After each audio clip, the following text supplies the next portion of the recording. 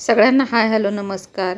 Sarika lifestyle या YouTube चॅनलवर मी सारिका तुमच्या सगळ्यांचं खूप खूप खूप मनापासून स्वागत करते. आजच्या व्हिडिओमध्ये आपण एका ताईंचा अनुभव जाणून घेणार आहे. जेव्हा आपण स्वामी समर्थ महाराजांच्या 108 आरत्या करतो तेव्हा आपल्याला 3 महिने 6 महिने किंवा 1 वर्षामध्ये काय अनुभव येतात ही माहिती जाणून घेण्यासाठी हा व्हिडिओ शेवटपर्यंत पूर्ण नक्की पहा. या स्वामी सेवेकरिताई सांगतात, माझं जिल्हा परिषद आरोग्य विभागामध्ये आरोग्य सेविका म्हणून नियुक्ती झाली आहे.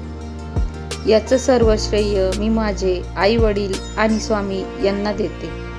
कारण बाहेरच्या जगात वावरायचे म्हटलं तर घरच्यांचा अतूट विश्वास आणि आधार असेल तरच बाहेरच्या जगात माणूस वावरू शकतो, अन्यथा नाही. आणि त्या जगात टिकून राहणे, सर्व घटना गोष्टींना तोंड देण्यासाठी स्वामींची साथ हवी असते. या सेवेकरिताई सांगतात, गुरुवारच्या दिवशी मी स्वामी सेवा केंद्रामध्ये गेली आणि तेथील सेवेकरिताईंकडून सेवा घेतली. ती घेण्यासाठी मला 108 आरती संकल्प पूर्ण करावा लागला आणि त्यानंतर मग सेवा भेटली. म्हणजे ती सेवा मला सहजासहजी मिळाली नाही. ताईंनी सांगितलं, सेवा घेतल्यानंतर 3 महिने 6 महिने किंवा 1 वर्षामध्ये आपल्या समस्या सुटतातच. म्हणून मी सेवेला लागले. 3 महिने झाले. जेव्हा फॉर्म भरून मुलाखत होत होत्या तेव्हा अपयशच येत होते. त्यानंतर 3 मुलाखत NMC मध्ये दिल्या. एका नंबरवरून वेटिंगला राहून जायची. त्यानंतर BMC मध्ये RH मध्ये कॉन्ट्रॅक्टमध्ये सर्व प्रकारच्या एक्झाम देऊन झाल्या. अपयशाशिवाय काहीच भेटत नव्हते. पण केंद्रातील सेवा देणाऱ्या ताई नेहमी सांगायच्या, स्वामींना काहीतरी तुला बेस्ट द्यायचे असेल तेव्हा ते छोट्या छोट्या गोष्टींमध्ये अपयश देतील, पण तू सेवा करणं सोडू नको. छोट्या छोट्या अनुभवातूनच स्वामी मला दृष्टांत देत होते. मग मोठा प्रश्न कधी सुटणार?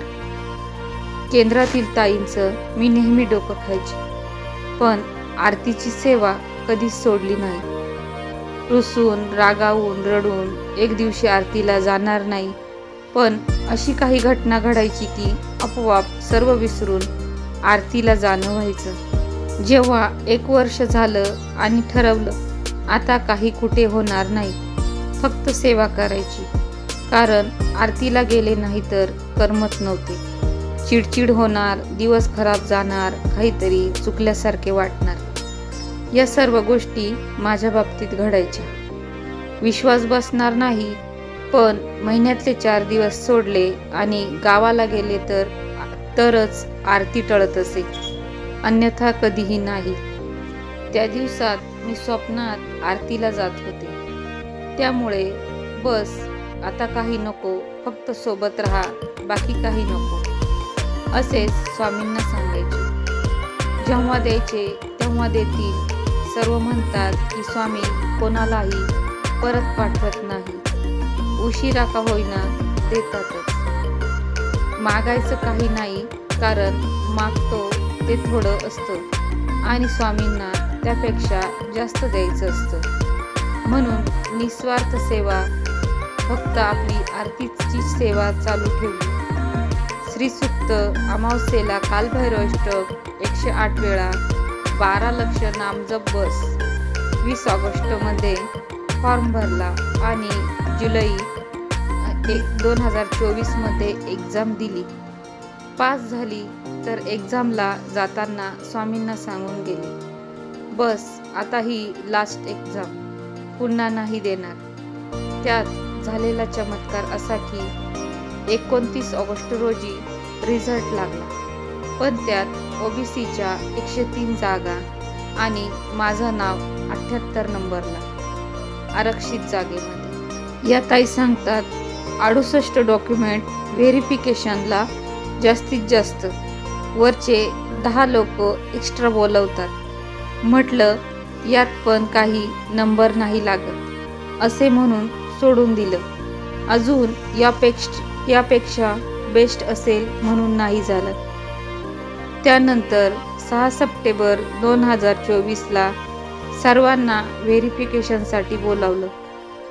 त्यात नंतर हायर एज्युकेशनवाले यांना काढून टाकले. ज्या पदासाठी जागा होत्या त्यांनाच प्राधान्य दिले आणि 24 डिसेंबर 2024ला फायनल लिस्ट लागली. त्यात 7 नंबरला नाव आले. 78 नंबरवरून 7 नंबरला नाव आले. हा माझ्या आयुष्यातील झालेला स्वामींचा सर्वात मोठा चमत्कार होता. तो मी कधीही विसरू शकत नाही. असे अशक्यही शक्य केले ते माझ्या स्वामींनी. न्यू इयरला रात्री 9:30ला ऑर्डर आली. अशा प्रकारे झालेली सेवा आणि मिळालेला मेवा होता. आणि आता ही माझी आरती टळत नाही. ड्युटी जॉईन करून देखील ज्याप्रमाणे माणूस श्वासाशिवाय राहू शकत नाही तसे मी आरतीशिवाय राहू शकत नाही. असे माझे स्वामी माऊली आणि त्यांची अगाध महिमा. कितीही वर्णन केले तरी शब्द कमीच पडतील.